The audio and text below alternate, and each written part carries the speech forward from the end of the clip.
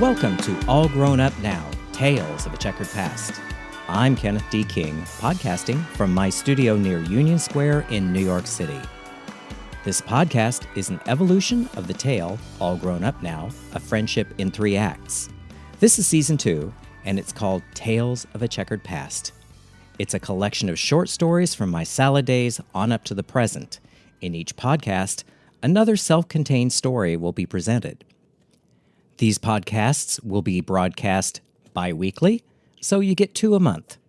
Enjoy.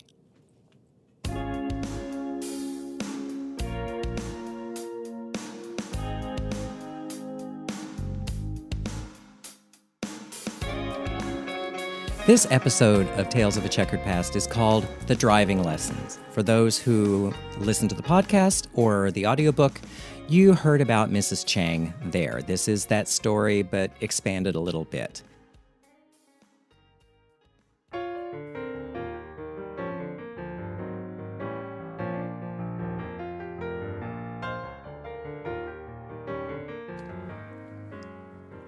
After Mom died, Kathy called one day and said, "I found this life insurance policy Mom took out on you. Should I send it so you can cash it in?" "Sure," I said. "But when did she take it out? I thought we already cashed in the policy she took out when we were born."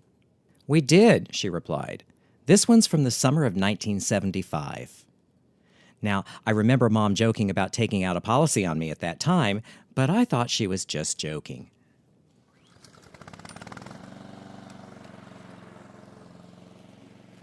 One of my summer jobs when I was a teenager was lawn mowing. This was a real cliche thing for teenage boys to do, but there you have it. It helped youngsters learn about things like entrepreneurship, responsibility, and poison oak. One of my customers was Mrs. Chang. Mrs. Chang was 62 years old. She was Chinese, in the country only 2 years. Her language skills were pretty good considering she had to learn English to move here, and at 60 years old at that. She was really sweet, always insisting I drink soy milk, which she would send home with me because it was good for me. She actually cooked the beans herself. This is the days before packaged soy milk. One day, after I finished mowing her lawn, she asked me if I had my driver's license. I was proud to say I had, and made a 99 on the test at that. "Ken, I need to learn parallel park. You teach me parallel park?" she asked. "I need to learn parallel park to get the license. We go in my car and you teach me parallel park and I pay you." Pay? That's all the convincing I needed. So, we met the following morning to go over to the high school parking lot in her big white Chevrolet land barge. She drove because she had a learner's permit and I rode shotgun.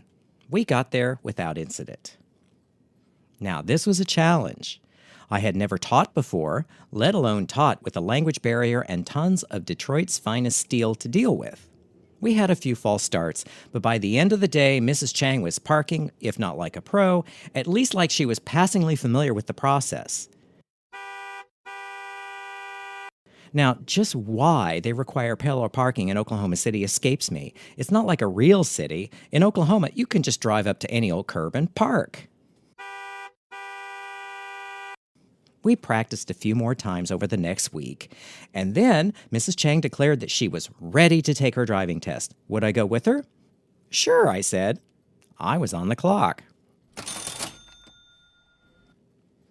After getting in line for the car inspection and passing that, Mrs. Chang went into the building while I skulked around outside. Presently, an officer with a clipboard appeared and escorted her to her car. They got in and settled and drove off. I braced myself for a long wait. However, to my surprise, they were back quite soon. The officer got out of the car and steadied himself. He looked pale, his hands were shaking, and there were dark sweat stains under his arms. "Are you with her?" he demanded as I walked up. "Yes, sir." "You drive home. Got it?" "Yes, sir," I responded. Poor Mrs. Chang. She sat in the passenger seat holding the examination form, which looked like it had bled to death from all the red marks. Wrong way down a one-way street. Below minimum speed on the freeway. Wrong way down an exit ramp. Not stopping for a red light. on and on. She didn't even get to parallel park. "Can you teach me to drive? I drive good if you teach. I pay you to teach," Mrs. Chang pleaded. "Okay, Mrs. Chang, I'll teach you. You'll need to practice, but we'll get you to pass that test," I replied, with all of the bravura of a 16-year-old who was ignorant as to what could go horribly wrong.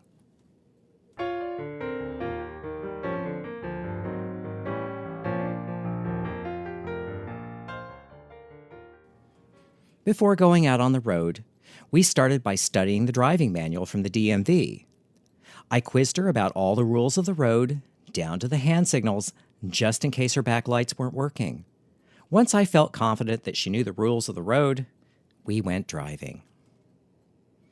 So began the arduous task of teaching a timid 62-year-old woman how to drive one of those mid-70s land barges and not be afraid to do it. We went out in all types of traffic, starting with mid-morning traffic to get her used to the rules of the road, and then progressing up to the freeways. After telling Mom about the first freeway experience, she started joking about getting me a life insurance policy. The first time we tried the freeway, I demonstrated first, showing how to accelerate, signal, and blend into oncoming traffic. I pulled over, and then it was her turn.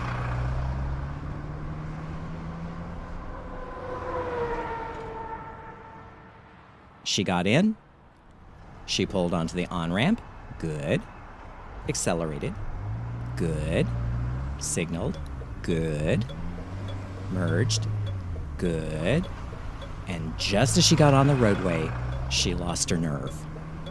She slammed on the brakes, stopping dead in the middle of speeding traffic, closed her eyes, and started shrieking with her hands over her eyes, "God help me! God help me!" God help me! Here I was, a 16-year-old, seeing my life flashing before my eyes, and it didn't take long. The only thing I could think of doing was to stay calm and say in as soothing a voice as I could muster, "Go, Mrs. Chang. Go, please. Please go." Finally, with squealing tires all around, telling me that some poor bastards were backing up over themselves to keep from hitting us, Mrs. Chang floored it. We survived that one.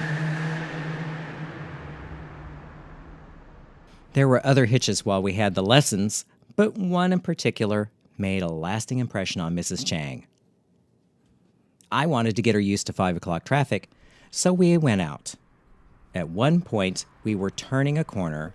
Well, actually, she was creeping around the corner, and some jerk behind us was laying on the horn for the entire turn. I turned around and flipped him off as he zoomed past. My contribution to traffic civility. Nothing much was said until we returned to Mrs. Chang's house. "Ken?" she asked. "Yes, Mrs. Chang?" "What does this mean?" She extended her middle finger to mimic the hand gesture that I had used earlier. "Oh, I was just telling him not to honk his horn. That's the hand signal for it. It's very useful." "Oh, okay," she responded. "Oh, by the way, Mrs. Chang did pass her test. Not with flying colors, but she passed." She did ask me why they didn't question her on all the hand signals. I assured her that they had probably forgotten some.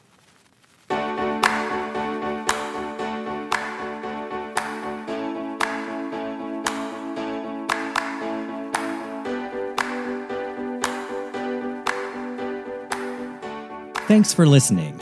You can get the audiobook All Grown Up Now on iTunes, Audible, and Amazon, or from my website, allgrownupnow.com.